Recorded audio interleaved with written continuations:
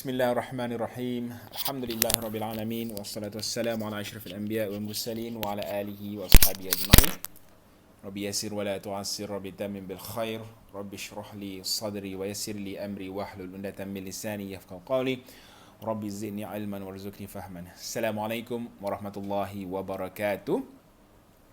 Alhamdulillah, kita kembali lagi ke satu lagi sesi The Ilm Circle. InsyaAllah saya akan kongsikan sedikit ilmu, dan di mana hari ini InsyaAllah saya nak kongsikan penceritaan mengenai satu hadis yang telah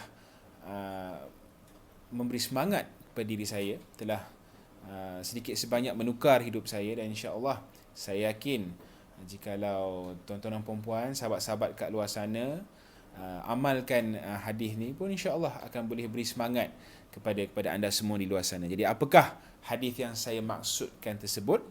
Hadis ni mungkin pelajar-pelajar Al-Quran ataupun guru-guru Al-Quran kat sana, saya yakin mereka dah pun tahu dan mereka dah pun hafal.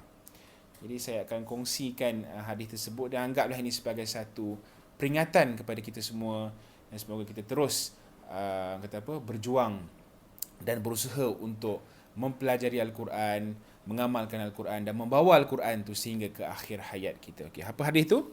Hadis tersebut adalah khairukum man ta'allama al-Qur'ana wa 'allamah. Khairukum man ta'allama al-Qur'ana wa 'allamah. Maksudnya apa? Maksudnya Rasulullah sallallahu alaihi wasallam pernah berkata, dia kata sebaik-baik daripada kalian ialah orang yang mempelajari Al-Quran dan mengajarkannya kepada orang lain.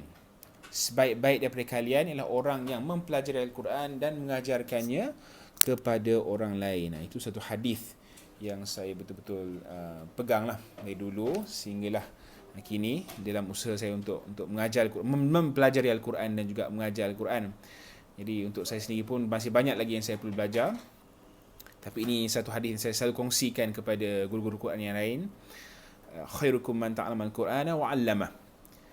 Jadi kalau kita tengok satu kisah berkenaan hadis ini, berkenaan satu syekh, satu guru yang bernama Abdul Rahman As-Sulami, satu ulama yang dulu-dulu, di mana kalau kita tengok, satu soalan saya nak tanya kepada sahabat-sahabat kat luar sana, bila kita cerita tentang cara bacaan Al-Quran kita, apa cara bacaan dia?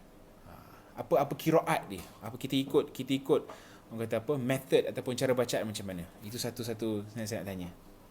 Tuan-tuan tahu tak kat sana? Okey, saya boleh kongsikan ataupun style bacaan ataupun qiraat, gaya bacaan yang kita guna, kita amalkan sekarang di Malaysia ialah qiraat Hafs an Asim. Saya ulang, qiraat apa? Hafs an Asim. Itu cara bacaan, style bacaan, lengkok bacaan yang kita gunakanlah. So kalau kita tengok susur galur ataupun sanad bacaan Al-Quran tu, sanad ni apa? Sanad ni kalau kita tengok kata macam satu guru tu, dia belajar daripada guru mana, dia ada susur galur dia sehinggalah ke atas sana kita boleh jumpa ataupun kita nampak nama Rasulullah sallallahu alaihi wasallam lah. So kalau susur galur ni, ada antara ulama yang dekat atas tu adalah susur galur untuk Hafs an Asim ni, antara ulama yang dekat atas tu ialah Abdul Rahman As-Sulami. Okey, Abdul Rahman As-Sulami ni pada satu hari tu dia dengar hadis ini, dia dengar hadis khairukum man ta'allama al-Qur'ana wa 'allamah, dia dengar daripada Uthman ibn Affan radhiyallahu an. Dia dengar Uthman ibn Affan radhiyallahu an, dia ceritakan apa yang Rasulullah kata, khairukum man ta'allama al-Qur'ana wa 'allamah. Jadi selepas dia dengar tu, dia terus mengamalkan hadis tu, dan 50 tahun daripada hidup dia dihabiskan masa, diluangkan masa untuk mempelajari Al-Quran dan mengajarkannya kepada orang lain. Itu apa yang dia buat.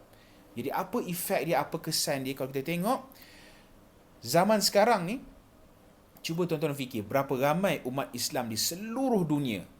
Sekarang pun kalau kita tengok yang sekarang ni yang masih hidup pun sudah berbilion umat Islam dekat luar sana.